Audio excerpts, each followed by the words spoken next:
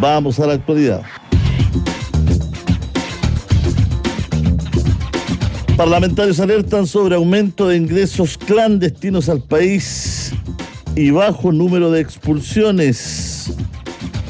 Vamos a conversar de este tema con Álvaro Velorio, ex director de Migraciones y actual director de la Escuela de Gobierno de la Universidad Nacional Andrés Bello. ¿Cómo está, Álvaro? Buenas tardes, Julio César. Muchas gracias por la invitación para hablar de este tema. Bueno, alerta a los parlamentarios de un aumento de ingresos clandestinos al país cuando pensamos que se estaban deteniendo, pero al parecer hay una segunda ola.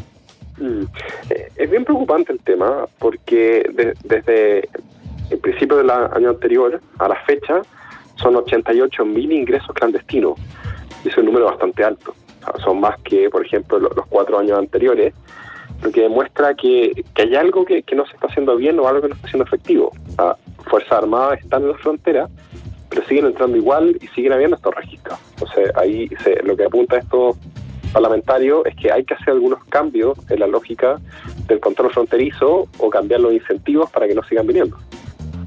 ¿A qué cambios te refieres? A ver si estamos ahí en el área chica. Dos cosas. Uno, en la frontera, las Fuerzas Armadas, si ven a alguien ingresando clandestinamente, no lo pueden devolver. Entonces, lo que hacen es que lo pueden tomar y lo llevan a la Policía de Investigaciones. Pero la PDI, por una resolución que sacó en abril del año pasado, se prohíbe devolver a los extranjeros no bolivianos que entren por Bolivia.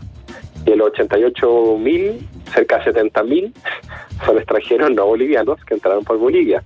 Entonces ahí hay un hoyo súper grande en la legislación, dado que el propio gobierno se pone una camisa de fuerza que impide devolver a quien entra a la mala por Bolivia, y también, y es verdad, es difícil coordinarse con Bolivia y otro, pero llevan casi 2 años y todavía no hemos visto ningún avance en este proceso de que Bolivia se haga parte, porque estos extranjeros que entran a la mala son residentes de Bolivia, están en Bolivia. Claro. Por lo menos esa sería una salida más fácil, más asequible. Si hubiese acuerdo, digamos. Hay varias cosas. Por ejemplo, cambiando un poquito el tema, pero ¿te acuerdas estos 2 casos que había pasado, ciudadanos venezolanos que se aglomeran en la frontera con Perú, que decían que querían volver y otros? Claro, me recuerdo. Sí, entonces ahí Perú le pide visa a los ciudadanos venezolanos, entonces ellos no pueden entrar. Entonces, si el objetivo final es volver a Venezuela, cosa que es súper legítima, Bolivia no les pide visa y Brasil tampoco. Entonces, yo entiendo esas condiciones. ¿Cuál es el problema que hay con Bolivia de que no pueden permitir que ciudadanos venezolanos vayan por Bolivia, luego por Brasil y después vuelvan a Venezuela? ¿Y por qué se insiste en presionar hacia el gobierno peruano que sí les pide visa cuando estas personas no lo tienen? Con las reconducciones pasa lo mismo. O sea, las reconducciones se hacen con el gobierno de Perú, pero con Bolivia hay un trato distinto. Hay un trato donde no se devuelve a quien entra a la mala por ese país.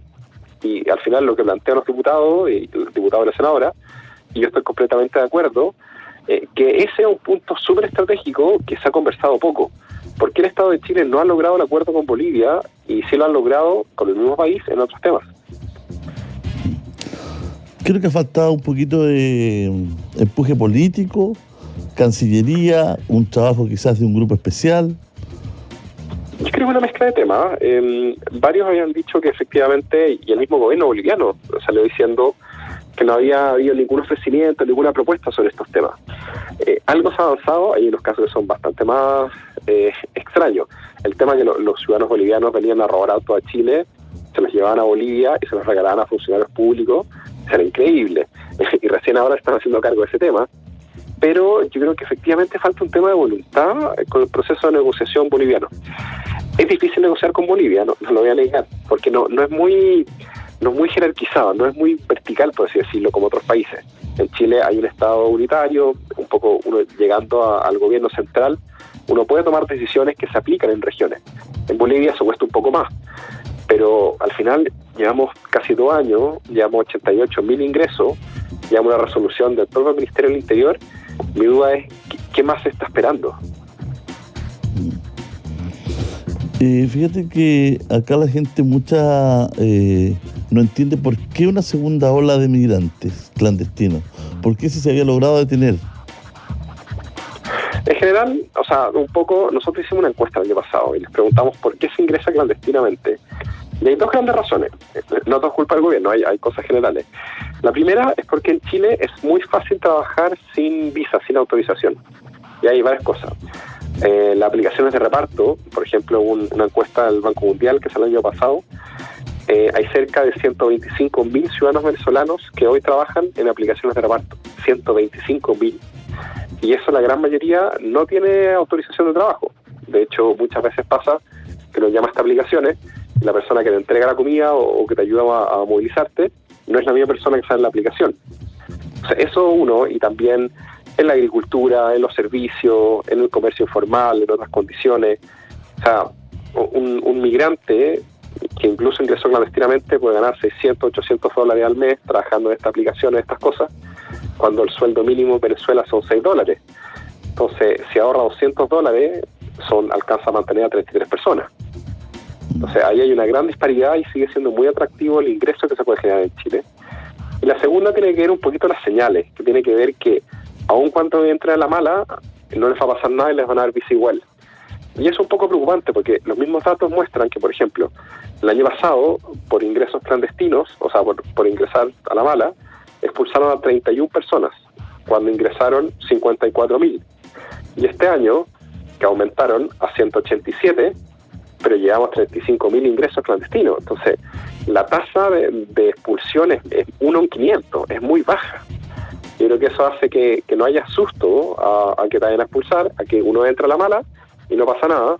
Y más aún, ahora están en un proceso de análisis biométrico y la política migratoria que publicaron hace un par de meses dijo, si ustedes se registran en el análisis biométrico y demuestran un arraigo, que puede ser o con un contrato de trabajo o con un familiar, les vamos a dar una visa. Entonces, ¿para qué pedir visa afuera o para qué hacer el papeleo si entras en la mala y te dan visa igual?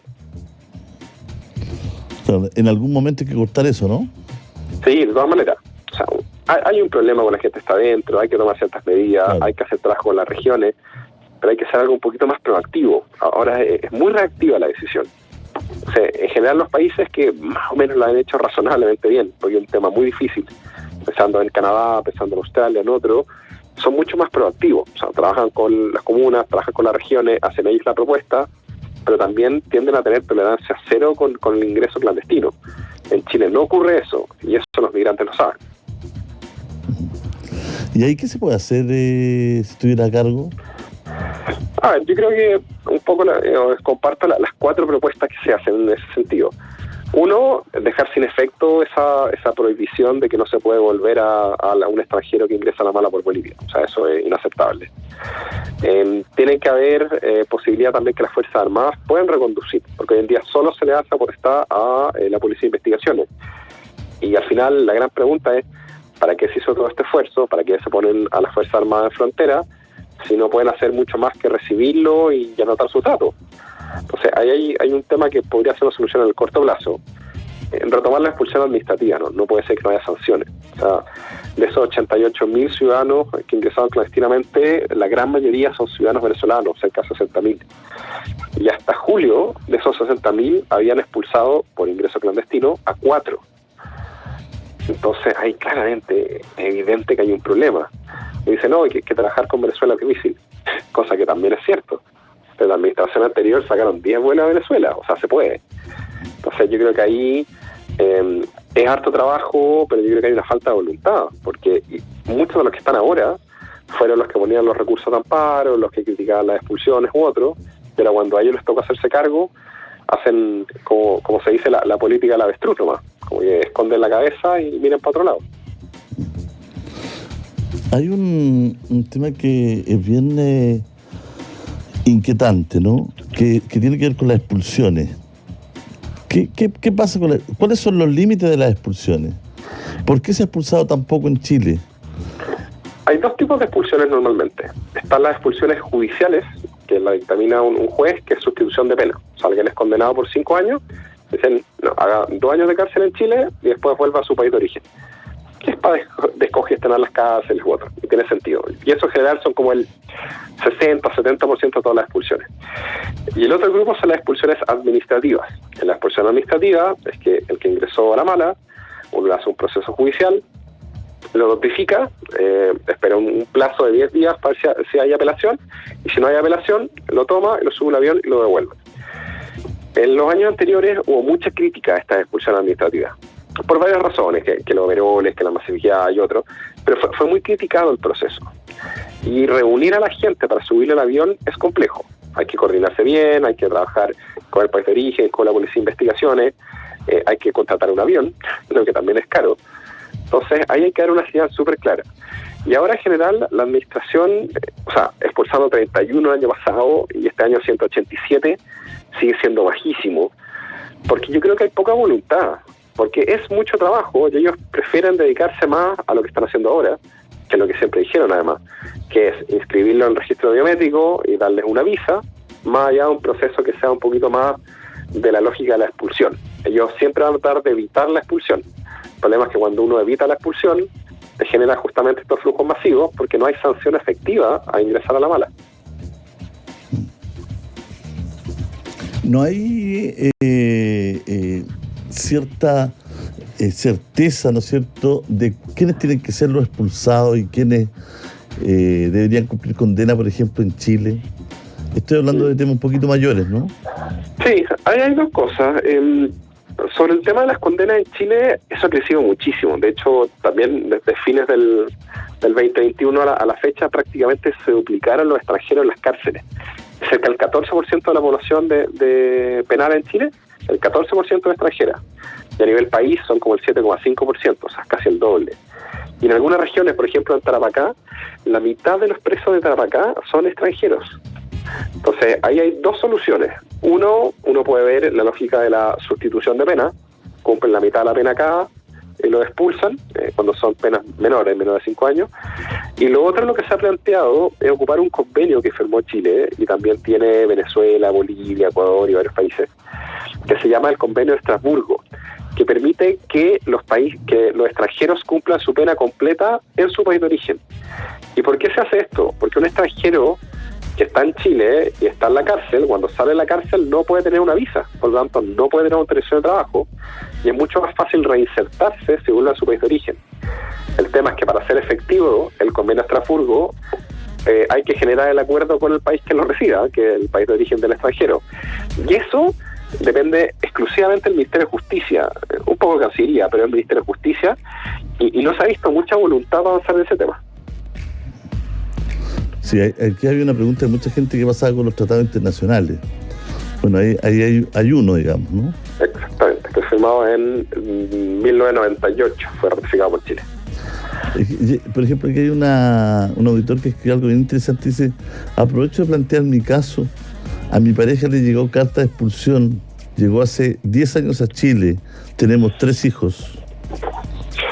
En general, cuando hay el caso de expulsión, y lo que dice la nueva ley es que uno tiene 10 días para apelar, si es que hay reunificación familiar o hay arraigo, lo que se llama. Una persona que lleva 10 años en Chile y tiene 3 hijos, el arraigo es bastante evidente. Entonces lo que se hace, presenta los antecedentes, y ahí el único que puede regularizar es el subsecretario del Interior. En estos casos, especialmente cuando hay niños, en la gran mayoría de los casos, el subsecretario, porque es bastante razonable, termina regularizando. Y si no, muchas veces también se judicializa. Los casos efectivamente donde hay menores de edad o hijos o casos de estilo son pocos. O sea, la gran mayoría son expulsiones recientes, 1, 2 o 3 años. Y claro, yo estoy hablando de 88.000 personas que han ingresado en los últimos 20 meses.